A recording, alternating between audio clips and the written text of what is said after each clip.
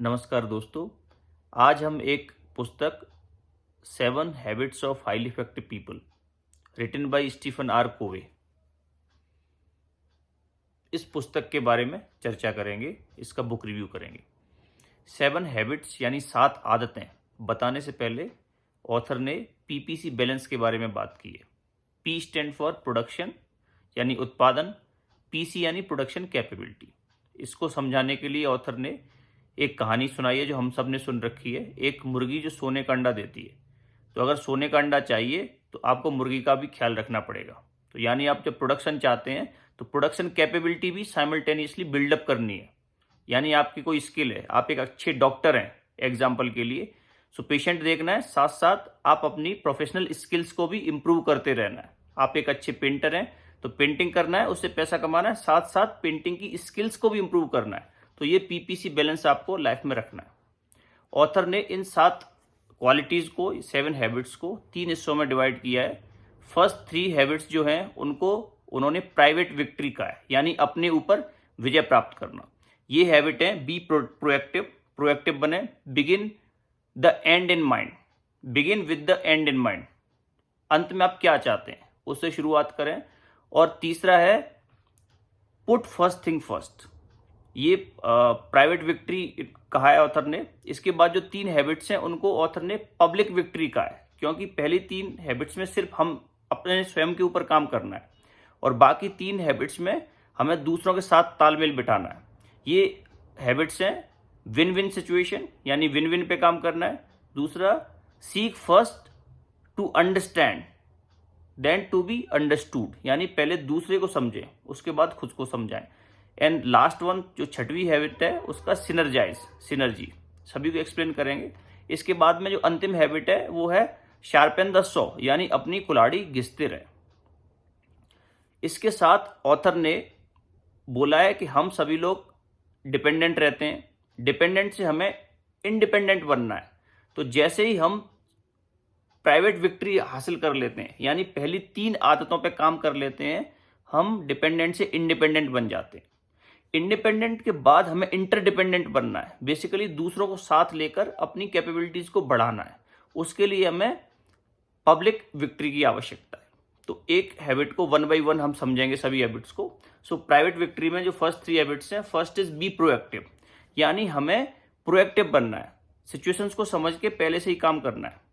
Author ने बताया है प्रोएक्टिव और रिएक्टिव लोगों के बारे में। रिएक्टिव यानी जैसी सिचुएशन होती है उसकी प्रतिक्रिया स्वरूप वो डिसीजन लेते हैं। प्रोएक्टिव जो पहले ही सोच समझ के डिसीजन लेते हैं और पॉजिटिव रहते हैं। इसके साथ ऑथर ने circle of concern and circle of influence के बारे में बताया। हमें अपना समय और ऊर्जा सर्कल ऑफ इन्फ्लुएंस पे खर्च करना चाहिए। जिन चीजों पे हम बदलाव ला सकते हैं, जहां कुछ कर सकते हैं, वहां अपनी समय और ऊर्जा को खर्च करना चाहिए।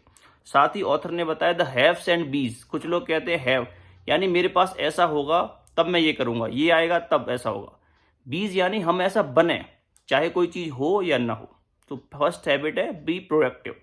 सेकंड हैबिट है begin with the end in mind. Author ने एक बहुत अच्छा स्टोरी सुनाई है यहाँ पे कि हमें अपने सारे काम ऐसे करना चाहिए कि अगर हम मर जाएं तो हमारे family, friends, community and co-worker हम क्या चाहते हैं, हमारे बारे में कैसा सोचें, हमें अपना लाइफ उस तरीके से जीना चाहिए। Be the end in mind. Plus author ने इस आदत को एज ए लीडरशिप तुलना की है। लीडरशिप यानी ये आदत आपके जीवन की दिशा निर्धारित करेगी। इसके साथ ऑथर ने बताया कि हमें बाय डिफॉल्ट नहीं होना चाहिए, बाय डिजाइन हमें चूज करना चाहिए अपनी लाइफ को, हमें क्या करना है। ऐसा नहीं है कि कुछ भी जो दूसरे चुने उसके हिसाब से जीवन जीना है, हमें स्वयं अपने लिए जीवन चुनना है। साथ ही ऑथर ने लीडरशिप वर्सेस मैनेजमेंट की बात का है। 2 बातें और ऑथर ने बताई हैं। First thing, personal mission statement. हमें एक पर्सनल मिशन स्टेटमेंट बनाना चाहिए कि हम अपनी जिंदगी को, पूरी जिंदगी को कैसे जीना चाहते हैं। दूसरा, हमारी जिंदगी सिद्धांत आधारित होना चाहिए, प्रिंसिपल सेंटर्ड, फैमिली सेंटर्ड नहीं, सेल्फ सेंटर्ड नहीं, मनी सेंटर्ड नहीं, वर्क सेंटर्ड नहीं, प्रोफेशनल सेंटर्ड नहीं, प्रिंसिपल सेंटर्ड, सिद्धांतों के आधार पर। तो 2 आदतें हो गई। तीसरा आदत है पुट फर्स्ट थिंग फर्स्ट। ये ऑथर ने मैनेजमेंट से कंपेयर किया है। सेकंड हैबिट थी कि keep the end in mind, वो लीडरशिप है, आपके जीवन की दिशा निर्धारित करेगी। फिर दिशा में आपने पता कर ली कौन कौन से काम करने हैं, तो उस काम में कौन सा काम हमें पहले करना है। इसमें ऑथर ने टाइम मैनेजमेंट मैट्रिक्स की बात कही है कि जो आवश्यक है उसको पहले करें। Important things should not be at the mercy of least important thing. इसलिए पहले जो ज़्यादा इंपॉर्टेंट है, टाइम बाउंड है, उसको करें और उसके बाद अपनी कैपेबिलिटीज़ को बढ़ाते रहें, अपनी क्षमताओं को बढ़ाते रहें और इसके बाद बाकी सारे काम करें। ये 3 आदतों को आप अपनाएंगे, यानी proactive, begin with the end in mind and put first thing first. So it includes your personal victory, private victory, अपने ऊपर आप विजय हासिल कर सकते हैं। उसके बाद जो 3 आदतें हैं वो दूसरों से संबंधित है। सो चौथी आदत है विन विन। हमें हमेशा विन विन सिचुएशन पे काम करना चाहिए। इसके अलावा और भी कॉम्बिनेशन हो सकते हैं, जैसे विन लूज, मैं जीतूंगा सामने वाला हारेगा, लूज विन, मैं हार जाऊंगा कोई बात नहीं सामने वाला जीतना चाहिए। कई बार ऐसी सिचुएशन भी होती है कि हमें लूज विन स्ट्रेटजी पे काम करना पड़ता है। एग्जाम्पल के लिए, जैसे आपके किसी मित्र से या आपके किसी रिलेटिव से या आपकी फैमिली से, वाइफ से कोई विवाद हो गया, उसमें अगर आप हार जाएंगे तो रिश्ता बच जाएगा। तो हमें कई बार अपना रिश्ता बचाने के लिए, रिलेशनशिप को बचाने के लिए खुद हारना भी पड़ता है।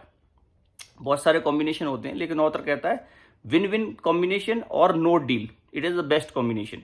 बिकॉज आप कभी भी कोई भी एग्रीमेंट करते हैं और उसमें आप विन लूज स्ट्रेटजी करेंगे तो धीरे धीरे सामने वाला उस एग्रीमेंट से बाहर चला जाएगा, या आप लूज विन स्ट्रेटजी पे काम करेंगे तो धीरे धीरे आप उस एग्रीमेंट से बाहर चले जाएंगे।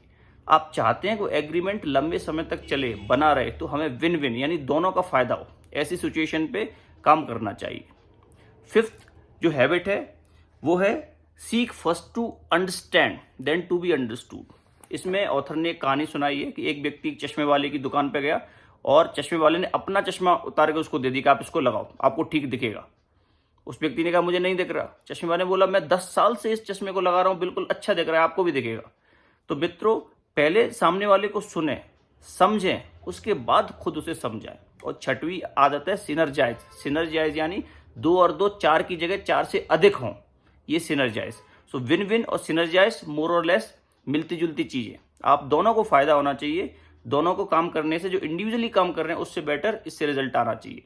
और 7वीं आदत है शार्पन द सॉ, यानी अपनी कुल्हाड़ी घिसते रहे। अगर आपको पेड़ काटना है तो पेड़ काटने पे मेहनत दें, लेकिन साथ में हमेशा नित्य प्रति डेली अपनी कुल्हाड़ी भी घिसते रहें।